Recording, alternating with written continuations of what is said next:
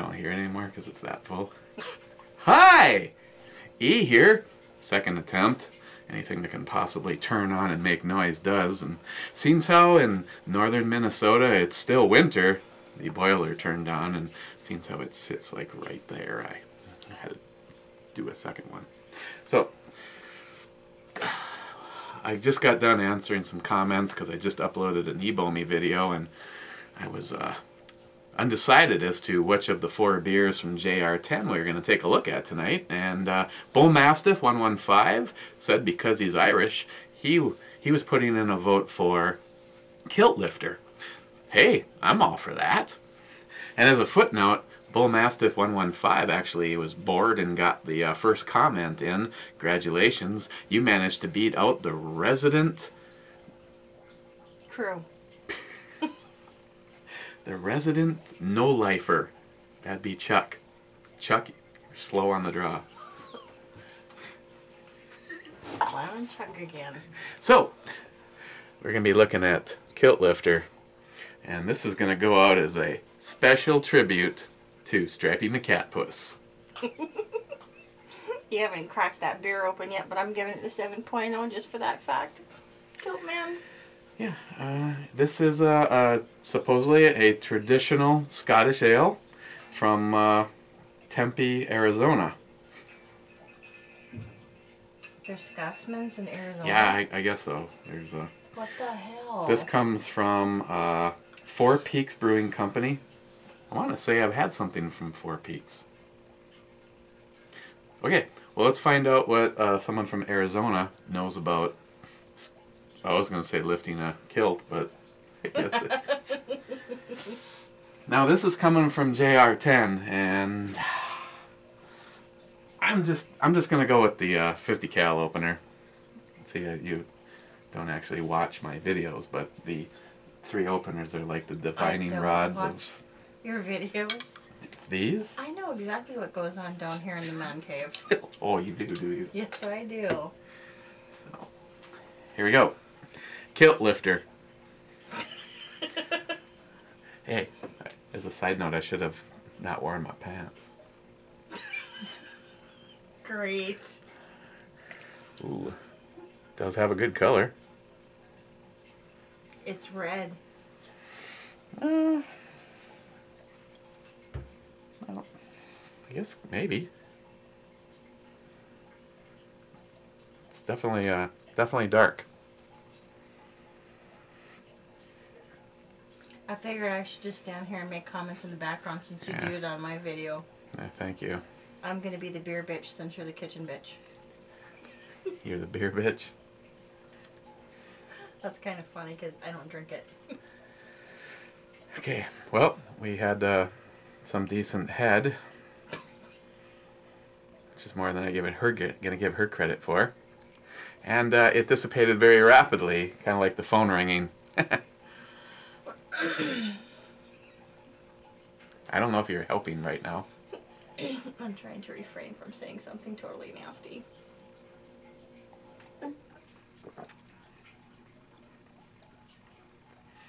I'll try it.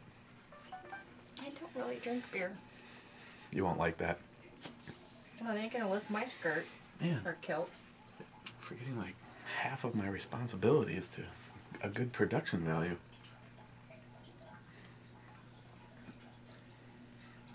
It tastes like beer. Well, this just in.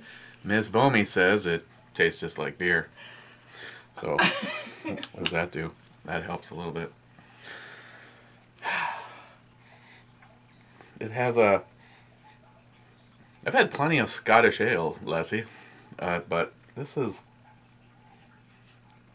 I'm not sure if that's the hops or the malt that they use.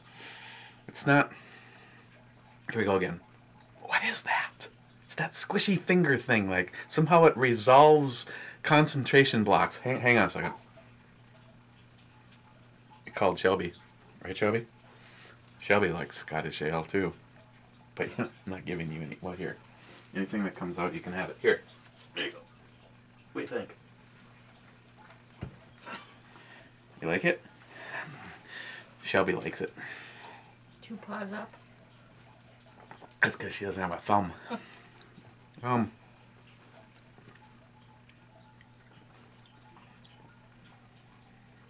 not really sure what that is. Maybe it's an Arizona hop. This one is 6% by volume, which I have to say, JR10. That's like almost, well, that's less than half of one of the other ones. Let me take a look at this. I know, sorry. Look at the percentage on that beer. Now you're talking. 14% by volume. Yeah, pretty sure I could run my truck on that.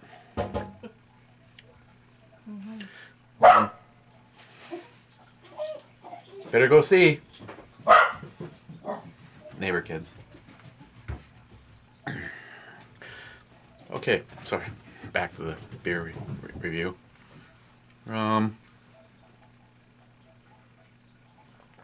It's smooth. It doesn't really have a heavy aftertaste. Yeah, thank you. Thanks. Why don't you go cook something? Maybe I should do your review. Yeah, well, that'd be pretty fun, since how you don't like beer. They'd be like 6.0% by volume. On the Ms. Bomey scale, it gets a 0.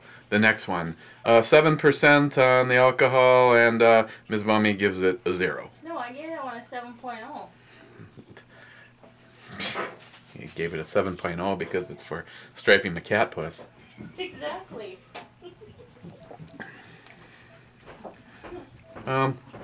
Actually, to be honest, it's actually very mild for some of the Scottish ales that I've had. It's a smooth. It's a good drinker. I kind of like it. I don't. The whole lifted kilt thing is kind of disturbing. Followed up by. I just can't get that image out of my mind. All of a sudden I think of Stripey McCatpuss, and he does actually have a video of him in a kilt, by the way.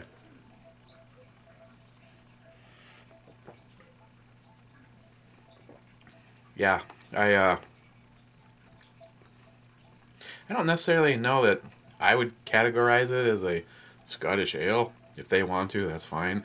It's a good ale. It's smooth. It's refined. It's got a funny label. Kilt lifter. So on the E scale, pure water. Well, that's good, because I really don't like to see shit contaminated water. And then malt, barley, hops, and yeast. Now the neighbor kids are looking in the window. You know, all you have to do is just like grab one and disappear them, and it really sets an example for all the rest of them. The glass is empty. Maybe we should just move right on to this one. I want to thank JR10 for sending this. It was very good, and big thanks for the suggestion and putting me in this direction to Bull Mastiff 115. And that concludes our brew review for the evening. And yeah, that will give Chuck something else to do. From the time I left my last comment, say give me 40 minutes, and then you can start terrorizing me with all your positive comments. Whoa! A lot of distractions. I almost forgot about the E scale. Where does Kilt Lifter fall on the E scale? It's a smooth, refined beer. I don't know if I'd necessarily give it the nod as a traditional Scottish ale, but as a standalone brew, it was good. I'm gonna go 4.5 on Kilt lifter. And you know, just as a side note, this happens to be the lowest on the alcohol percentage beers that JR10 sent me. So there you go.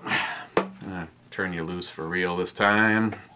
Got to get this uploaded so Chuck has some comments to throw my way, because he is like my biggest supporter, and I just nervously wait his comments. So there you go. Out of here.